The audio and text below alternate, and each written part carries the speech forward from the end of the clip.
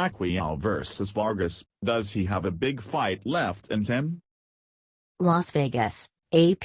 The hook for Manny Pacquiao's latest fight is that he's the fighting politician, as eager to take on problems in the Philippines as he is to take on other welterweights in the ring. Unfortunately for Pacquiao, at this stage of his career he needs a hook to sell his fights. Pacquiao meets a likable but relatively unknown Jessie Vargas on Saturday, with a piece of the welterweight title at stake. In the past that might have been enough to excite boxing fans, but Pacquiao is aging and so is his appeal. He probably should have retired after not showing up for the biggest fight of his life against Floyd Mayweather Jr. He certainly should have retired after getting elected to the Senate in the Philippines, where he is an ally of President Rodrigo Duterte. Yet he plods on, partly because he reportedly needs the money.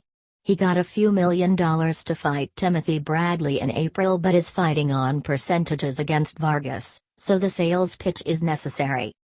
Pacquiao's longtime trainer, Freddie Roach, held out the possibility this week of a rematch with Mayweather, saying he has been told that Mayweather has been back in the ring sparring recently. But the first fight took 5 years to make and it seems a stretch to think Mayweather would come out of retirement to fight Pacquiao once again. Still, Roach says he's convinced Pacquiao has 1 or 2 more big fights left in him. Manny's like the old Manny now, Roach insisted after spending a month training Pacquiao in the Philippines.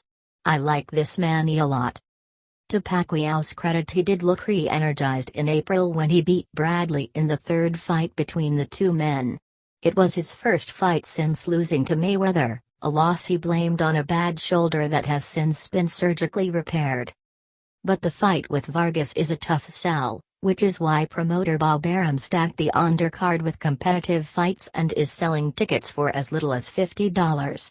Arum is also selling the pay-per-view himself after HBO declined to take part in the distribution of the fight, and Pacquiao's purse will largely depend on how well it does. Anything north of 600,000 buys would be a big night and he'd make a lot of money, Arum said. I am hoping he makes money like the Manny of old. Arum, of course, is way overestimating what the fight will do, but his job as Pacquiao's promoter is to get people interested.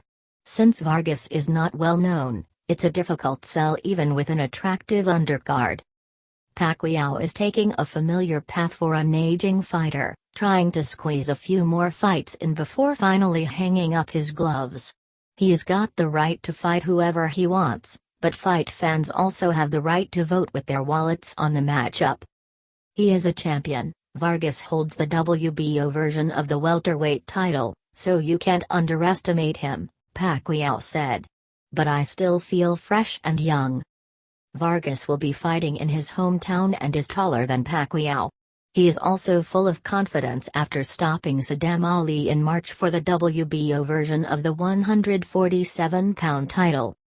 When I defeat Manny Pacquiao, they will see that I beat a good Manny Pacquiao who is still performing at the highest level, Vargas said. That's the Manny Pacquiao that I want to beat. The real problem for Pacquiao isn't his opponent, though Arum could have easily put undefeated Terence Crawford in the ring against him instead of Vargas.